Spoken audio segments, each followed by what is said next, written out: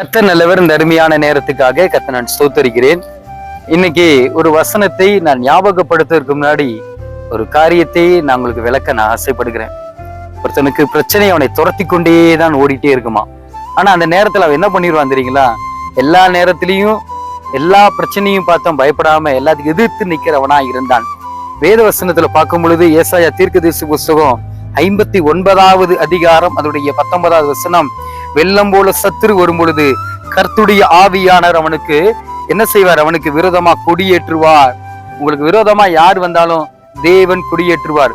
மாய மந்திரத்தை குறித்து கவலைப்படாதீங்க. இயேசு நல்லவர். அதை எதிர்த்து ஆண்டவர்கிட்ட விண்ணப்பம் செய்யுங்க, ஒண்ணு இல்லாம ஆக்கிடுவார். தைரியமா இருங்க. சில பேர் பார்த்துட்டீங்கன்னா சின்ன சின்ன காரியத்துக்கெல்லாம் பயப்படுவாங்க.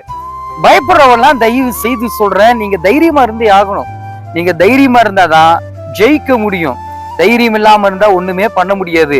எத்தனை பிரச்சனை வந்தாலும் இயேசு நம்புங்க, கர்த்தர் கூட இருந்து வழி நடத்துவார்.